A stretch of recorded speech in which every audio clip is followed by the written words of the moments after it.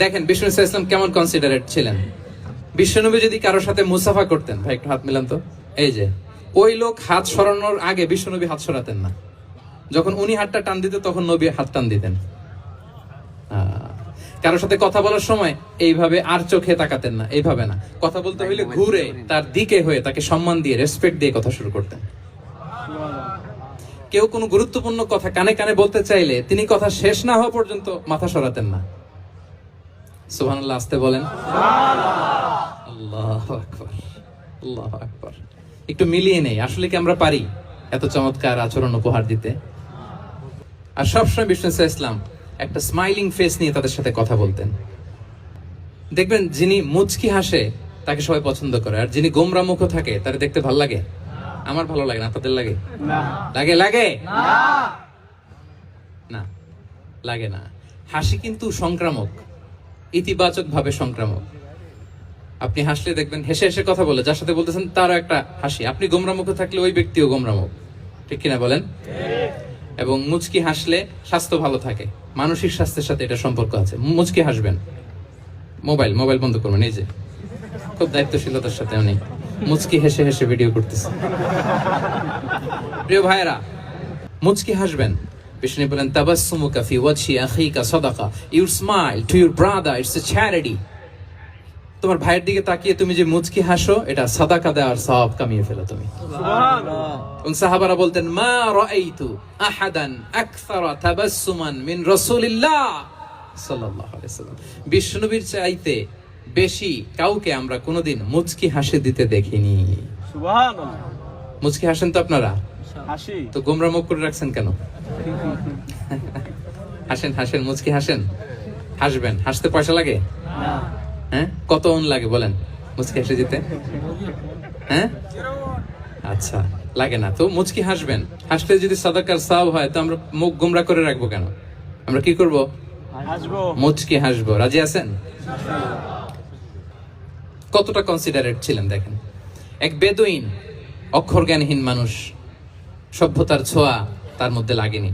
সে মসজিদে নববীতে ঢুকে একবার মসজিদে নববীর মাঝখানে পেশাব করা শুরু করলেন। কি করা শুরু করলেন? কোথায়? টয়লেটে? কোথায়? ইসলামের সবচাইতে দ্বিতীয় সবচাইতে পবিত্র জায়গা বিশ্বনবীর মসজিদের মাঝখানে। সাহাবারা তাকে মারতে উদ্ধত হলেন। বিষ্ণু বললেন দাও, থামো থামো, এই থামো থামো। কারণ প্রস্রাব করার সময়, টয়লেট করার সময় হুট করে কাউকে ধমক দেওয়া যায় না, ডাকা যায় না, দরজায় বড় নক করা যায় না, নক করা যায় না। করলে তার ক্ষতি হতে পারে, এটা করবেন না। বিষ্ণু বললেন দাও ওয়া হারিকু আলা বাউলিহি সাজলান মিন মা।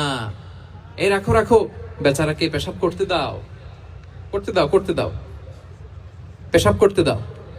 সে পেশাব শেষ করলো। বিষ্ণু বললেন এক বালতি পানি ঢেলে দাও। এই এক বালতি পানি বালুতে মিশে জায়গাটা পরিষ্কার হয়ে যাবে। এরপর বিষ্ণু ইসলাম বললেন ফাইন্নামা বুইসতুম মুয়াসসিরিন ওয়া লাম তুবআসু মুআসসিরিন। তোমরা এত কঠোর হচ্ছ কেন? আল্লাহ তো তোমাদেরকে কঠোর করে পৃথিবীতে পাঠাননি, সহজপন্থী করে আল্লাহ তাআলা আমার এই উম্মতকে পৃথিবীতে পাঠিয়েছে। পড়েন সুবহানাল্লাহ।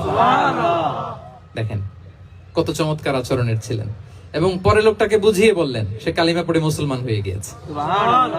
আল্লাহু আকবার। এই ছিল বিষ্ণু ইসলামের ইন্টারেকশন সাহাবাদের সাথে। বিশ্বনবীর সবচাইতে বেশি সঙ্গ পেয়েছেন কারা? আওয়াজ করে বলুন ক্লাসের মতো, কারা? সাহাবারা সবচাইতে বেশি সঙ্গ পেয়েছে। তাদের সাথে কেমন আচরণ ছিল?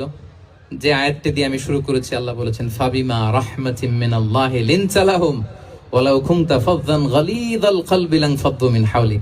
সাহাবারা বিশ্বনবীর এত ভালোবাসা পেয়েছেন, এত সুন্দর আচরণ পেয়েছেন, তারা বিশ্বনবীকে সবসময় আগলে রাখতে চাইতেন, ঘিরে থাকতে চাইতেন, তার সঙ্গ ছাড়তে চাইতেন না। পড়েন সুবহানাল্লাহ। সবসময় ঘিরে রাখতে চাইতেন। বাসায় ভাল লাগে না, বিশ্বনবীর কাছে চলে যেতেন। ওয়াইফের সাথে মনোমালিন্য, নবীর দরবারে চলে যেতেন। এমনকি কোন সাহাবীর পেটে যদি ক্ষুধা লাগতো, ঘরে খাবার না থাকতো, তারা বিশ্বনবীর কাছে চলে যেতেন। তারা বলতেন নবীর চেহারার দিকে তাকিয়ে থাকলেই আমাদের ক্ষুধা মিটে যেত। আগলে রাখতেন সবসময় বিষ্ণু ইসলামকে। এবং সাহাবাদের জন্য তিনি দোয়া করতেন প্রাণ ভরে। প্রিয় ভাইরা, দোয়া চাওয়া, দোয়া করা দুটোই সুন্নাহ। প্রাণ ভরে তিনি সাহাবাদের জন্য দোয়া করেছেন। বিষ্ণু ইসলাম একবার ওয়াশরুম সেরে এসে দেখলেন কে যেন অজুর পানি রেখে গিয়েছে। জিজ্ঞেস করলেন কে রেখেছে? বলা হলো আব্দুল্লাহ ইবনে আব্বাস রেখে, ছোট্ট আব্দুল্লাহ। বিষ্ণু ইসলাম খুশি হয়ে গেলেন, হায় রে, সে কিভাবে খেয়াল করলো আমি এখন ওয়াশরুম থেকে আসলেই তো আমার ওজুর পানি লাগবে। খুশি হয়ে একটা দোয়া করলেন তার জন্য। তিনি বললেন, আল্লাহুম্মা ফাক্কিহহু ফিদ্দীন ওয়া আল্লিমহু তা'ওয়িল, মানে হে আল্লাহ, আপনি তাকে দ্বীনের জ্ঞান দেন এবং কোরআনের ব্যাখ্যা তারে শিক্ষা দেন। বিশ্বনবীর এই দোয়া এমন ভাবে কবুল হয়েছে, এই আব্দুল্লাহ ইবনে আব্বাস যত মুফাসসির পৃথিবীতে আসবে সকল মুফাসসিরদের সম্রাট হিসেবে আল্লাহ তাকে কবুল করেছেন। বিশ্বনবীর দোয়া তারা পেয়েছেন। উম্মে সুলাইম রাদিয়াল্লাহু তাআলা আনহা, আনাস রাদিয়াল্লাহু তাআলা আনহুকে নিয়ে আসলেন, বললেন, নবী হে, আপনি এসেছেন, আমরা যে এত খুশি মদিনাবাসী, সবাই দেখে আপনার হাতে কিছু না কিছু হাদিয়া দেয়, আমি কি দিব? কিছু দেয়ার নাই, কিছু দেয়ার নাই, আমি গরিব মানুষ, আমি আমার নার ছেঁড়া ধন, কলিজার টুকরা আনাস, আমার শিশু সন্তানটারাই আপনারে হাদিয়া দিয়ে দিলাম। খোয়াই দিমুকা আনাস, নবী হে, সে আপনার ছোট্ট খাদেম হবে, আপনার কাজ করে দিবে। উদু আল্লাহ আলাহ, আপনি তার জন্য একটু দোয়া করেন। বিষ্ণু দোয়া করলেন, কি দোয়া করলেন? আল্লাহুম্মা আকসির মালাহু ওয়া ওয়ালাদা, আল্লাহ আনাসের সম্পদও বাড়ায় দাও, ওয়া ওয়ালাদা, তার সন্তানও বাড়ায় দাও। দেখেন এই দোয়ার কি বরকত। এই দোয়ার বরকতে আনাস বলে, মদিনাতে যত খেজুর বাগান ছিল সবগুলো খেজুর বাগানে বছরে খেজুর হতো একবার, কিন্তু নবীর দোয়ার বরকতে আমি আনাসের বাগানে খেজুর হতো বছরে 2 বার। আর উনার সর্বসাকুল্যে ছেলে মেয়ে ছিল, কোন বর্ণনায় 78 জন, কোন বর্ণনায় 80 জন। আমাদের পুরো বংশে আছে 80 জন, কথা বলেন, আপনার পুরো গোষ্ঠীতে 80 জন আছে। উনার শুধু ছেলে মেয়ে, একজনের ছেলে মেয়ে কয়জন? 80 জন। বিশ্বনবীর দোয়া কি ইন্টারেকশন দেখেন, একজন ট্রু লিডারের কি বৈশিষ্ট্য। তিনি সাহাবীদের ভালো গুণ দেখলে তাদেরকে উৎসাহিত করতেন, ইন্সপায়ার করতেন, প্রশংসা করতেন। আবু মুসা আল-আশআরী রাদিয়াল্লাহু তাআলা আনহু, তিনি রাত জেগে চমৎকার কণ্ঠে তেলাওয়াত করতেন। একদিন তার ঘরের পাশ দিয়ে বিষ্ণুনবী যাচ্ছিলেন, পরের দিন বললেন, আবু মুসা, আমি কিন্তু তোমার কণ্ঠ শুনেছি, বড় সুরেলা গলা তোমার। লাকাদ উতিতা মিজমারান মিন মাজামিরি আলি দাউদ, দাউদ নবীর গলায় আল্লাহ যে সুরের ঝংকার দিয়েছেন, এই উম্মতের মধ্যে আল্লাহ তোমার গলায় সেই সুরের লহরী ঢেলে দিয়েছেন। সুবহানাল্লাহ।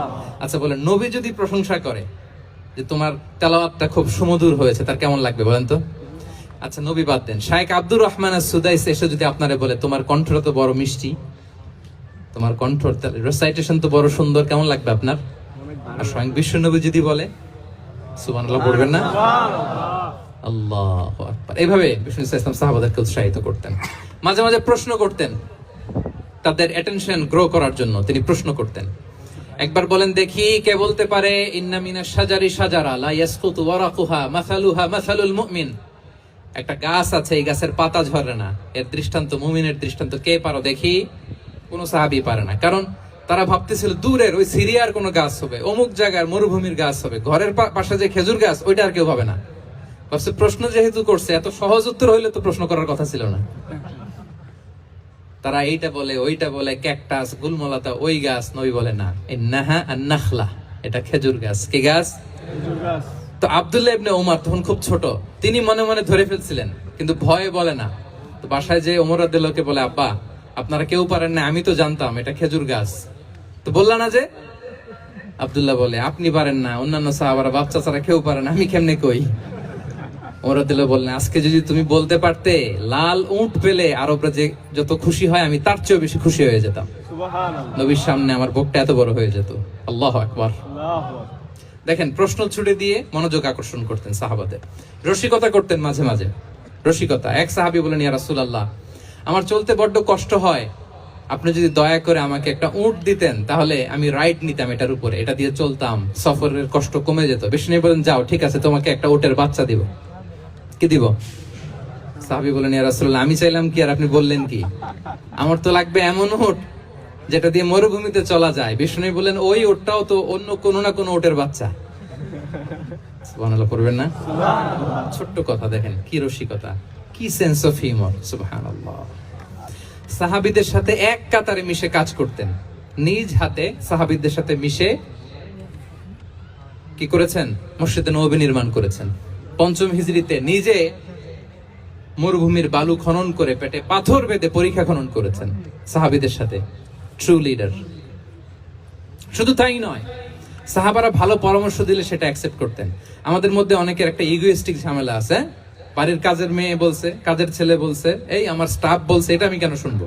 এরকম একটা মেন্টালিটি অনেকের আছে না নাই? অনেক সময় তাদের মধ্য থেকেও ভালো পরামর্শ আসতে পারে না?